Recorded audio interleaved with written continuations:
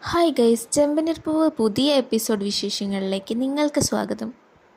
ശ്രുതിയുടെ കൊച്ചച്ഛൻ വന്നിരിക്കുകയാണ്. കൊച്ചച്ഛനായിട്ട് ഒരു ഇറച്ചിവെട്ടുകാരനെയാണ് നമ്മുടെ ശ്രുതി ഇറക്കിയിരിക്കുന്നത്.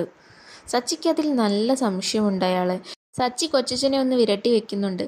കൊച്ചച്ഛനാണെങ്കിൽ പച്ചക്കറി അരിയാൻ ഇരിക്കുന്നുണ്ട്. പച്ചക്കറി അരിയുന്ന സ്റ്റൈൽ കണ്ട് നമ്മുടെ സച്ചി അച്ഛനോട് പറയുന്നുണ്ട്, ഇത് ഇറച്ചിവെട്ടുകാരൻ്റെ സ്റ്റൈലാണെന്ന്.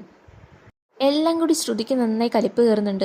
നിങ്ങൾ നിങ്ങളുടെ സ്വഭാവവും സംസാരവും കൊണ്ട് എല്ലാവരെയും എല്ലാ സത്യങ്ങളും അറിയിക്കുമെന്ന് ശ്രുതി ചോദിക്കുന്നുണ്ട്. സച്ചിയുടെ കൂട്ടുകാരനോട് പറയുന്നുണ്ട്, പൗഡറേടത്തേക്ക് നല്ല ടെൻഷനുണ്ട്. പിന്നെ നമ്മളോട് കൊച്ചച്ഛൻ സംസാരിക്കാനും സമ്മതിക്കുന്നില്ല. കൊച്ചച്ഛൻ സംസാരിക്കാൻ വരുമ്പം അത് തടയുന്നുമുണ്ടെന്ന്. ഇനി വരാനിരിക്കുന്നത് പൊങ്കലിൻ്റെ എപ്പിസോഡുകളൊക്കെ ആണല്ലോ. അതിൻ്റെ ഒരുക്കങ്ങളെല്ലാം നമ്മുടെ ചെമ്പനീർപ്പൂവിൽ തുടങ്ങിയിട്ടുണ്ട്. ശ്രുതിയുടെ കള്ളത്തരങ്ങളൊന്നും വീട്ടുകാർ ഇപ്പോൾ അറിയാൻ ഒരു ചാൻസും കാണുന്നില്ല. ഏതായാലും സീനുകളൊക്കെ നന്നായി വലിച്ചു നീട്ടി കൊണ്ടുപോകുന്നുണ്ട്. ഇങ്ങനെ പോയാൽ പ്രേക്ഷകർക്കൊരു മടിപ്പൊക്കെ തോന്നാനുള്ള ചാൻസ് ഉണ്ട്.